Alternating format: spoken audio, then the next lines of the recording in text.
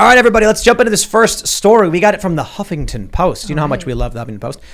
Alexandria Ocasio-Cortez has pithy reply when asked if she'll run for president. The popular progressive House member had just watched Cassidy Hutchinson's testimony at the January 6th hearing when Colbert popped the question. That's right, they're getting married, everybody. Colbert and AOC. I'm kidding.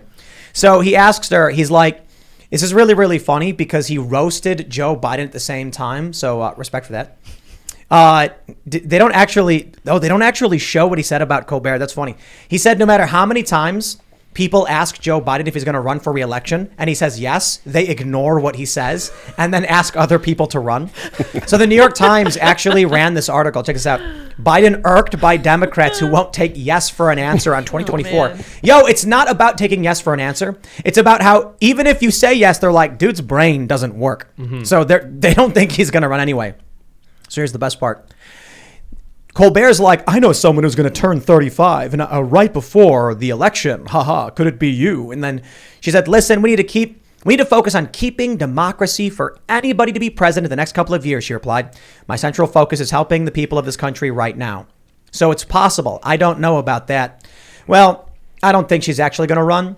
But the fact that on primetime TV, Stephen Colbert is asking her if she will, I think what we're seeing, you had CNN say, Hillary? It's her time now. Did you see that article from Chris Cillizza and then everyone made fun of her? This is hilarious.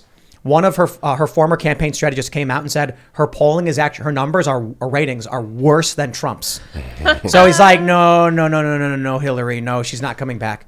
I think the Democrats and the corporate press, they're desperate to try and find someone. I think the goal of asking AOC is so that they drop the stone in the water to see where the ripples go. They make the statement. And now they want to see how the press handles it and what the reaction from the public is. Yes. They never said she's going to run. But what happens if all of a sudden people start saying, yeah, AOC should run, and then there's big fervor and fire under it? Then they'll be like, oh, yeah, okay. So they're testing the waters, trying to see who they can get. And I got to be honest, when I heard that Colbert asked if she'd run, I'm like, out of all the Democrats that are available, she'd beat them all. Save Michelle Obama, maybe. But Gavin Newsom, AOC would do better. Oh, yeah. Well, I think there's an important point here. So if the Democrats know anything, that they're starting to realize that they don't have that much of a shot in 2024 if trends continue.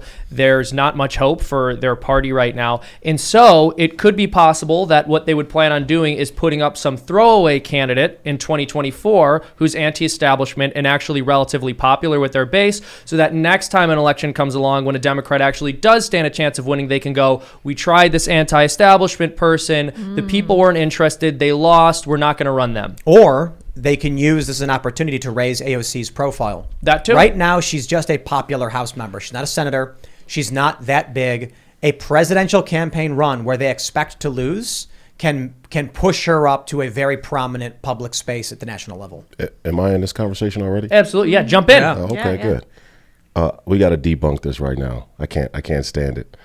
This whole facade that AOC is anti-establishment. Fair enough. Is a complete scam. They want to run her as anti-establishment. Exactly. But I want to say that exactly the ploy that they're running is that when you say you're socialist, then you're anti-corporate. Mm-hmm. But when you plan to expand socialism to the global scale, it's the ultimate form of corporatism. Yeah, I would agree. And also, there's nothing AOC believes that our public education system has not been set up to brainwash children into believing. So I totally agree with you. I mean, she eats out of the palm of the establishment, but she's viewed as an outsider. But if they don't, and I wanted to say, if they don't win in 2024, it's over, because the young America First populist movement that's on the rise is going to go in and crush the old narrative that allowed an AOC to pose as anti-corporate. And it's all mostly predicated on, one, the story of blacks historically in the country. That's kind of the linchpin of grievance politics and anti-establishment. But also the young people who are indoctrinated at schools. And if the conservatives win in the midterms in 2024, we got to go back and take those schools. I think we're headed towards there's a strong possibility of hyper-racialization happening in the next several years. Yeah. There was a viral thread where this dude said, there are young white men in school being told that they're the oppressors. Then they see that most people in college are female. Then they see that, when they apply for a job, they're like, we're not hiring any white men. And so this is a big thread where they explained that, maybe it applies to older white men, because when those older white men were younger, they were the majority and they controlled a lot of the space. But now that it's inverted, younger white men are growing up being told that they're the evil oppressors, but they're getting held back and they're getting restrained. So they're getting angry and they're forming racial identitarian groups, or they're starting to coalesce around race.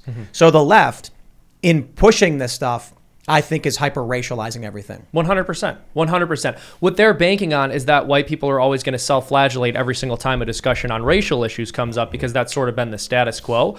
But ultimately, at some point, white guilt runs out. So it's generational. It's generational memory. What people don't understand when it comes to politics, they talk about like the pay gap, right? Yeah, but for which demographic? The pay gap exists for sure among boomers. The pay gap exists among millennials, but it's inverted. Millennial women make more money than millennial men. Yeah. Millennial women are more likely to graduate college than millennial men. Yet they keep pushing a narrative as if it's the younger generation suffering what the older generation went through. And that's going to cause a serious problem.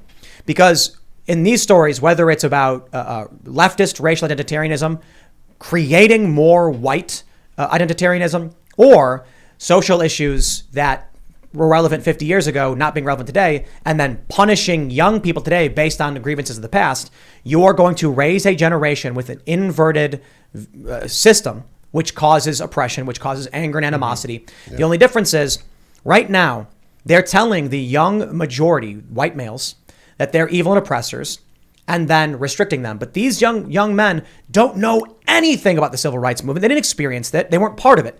They don't know anything about slavery, Jim Crow. They weren't a part of it. They don't know anything about the Klan. They're not alive during a time of the Klan, and they weren't a part of it. But they're still the majority. So what happens when you raise the majority and tell them that they're evil oppressors, and you take from them, you make it harder for them?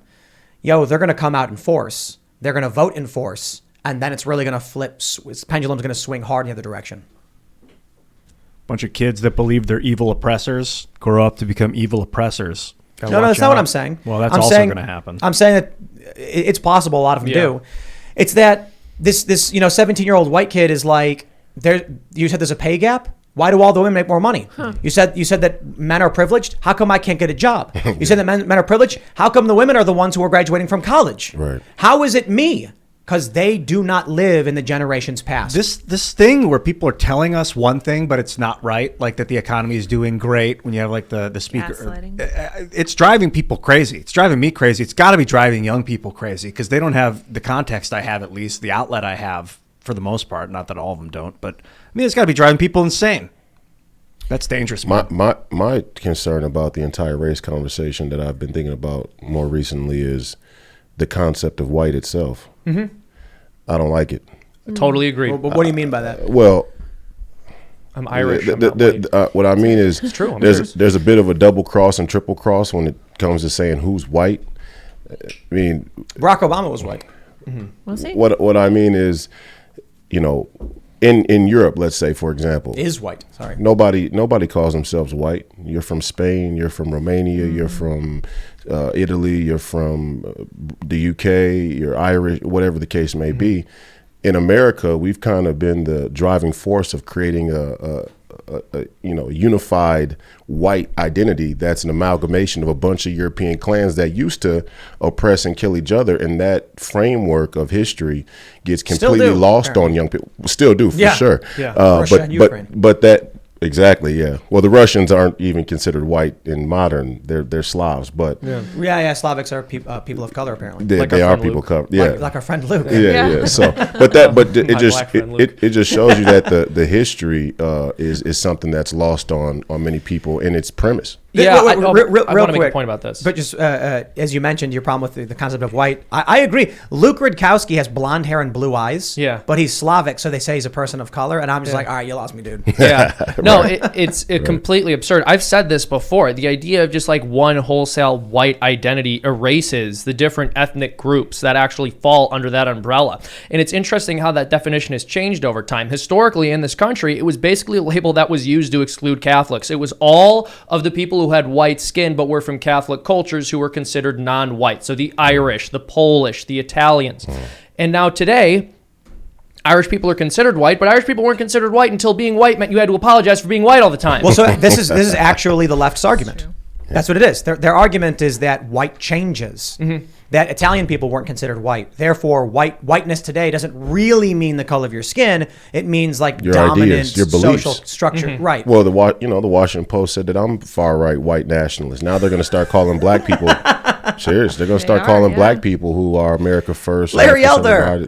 You're white Candace nationalist. Owens. Clarence Thomas. It's like Dave Chappelle's skit has come to life. Clayton Clayton Bigsby? Bigsby, yeah. I can't. Dave, you're a prophet. How is this real life? It's almost like he manifested it. He made the skit thinking like this. I'll make something so crazy it'll never work. Yeah. You know the fascinating thing about that Clayton Bigsby segment was it showed that it was about culture and ideas more than race. That in his bit, the point being made was that the white supremacists were like, he's such a good speaker and his ideas are so beneficial to us. We gotta keep him around. And then there was the scene where he hears the rap music and it's 3 white guys and then he calls him a racial slur and they liked it because they were trying to be black. That's right. They're like, cool. Yeah, like the point was interesting. It was that it was about culture, not about race. Yeah. And I think that actually is still true today. But, I agree with you. But they want to have it both ways, right? So the left wants to talk about this idea of a white identity, and they'll claim that whiteness changes over time and it's an arbitrary construct. But then they'll turn around and go, "You have white skin. You are objectively white. Therefore, I don't have to listen to your opinion." Exactly. Dave Chappelle was also brilliant in that when he made the joke that people in the LGBTQ like to claim that they're minorities until it's time to be white. Right. Like when he made the skit about the cops being called, and nobody who's black and trans says, "Oh, well, my name is Clifford," because when the cop shows up, they don't care which one of you is Clifford. They, if you have black, basically he was saying that black skin is an immutable quality.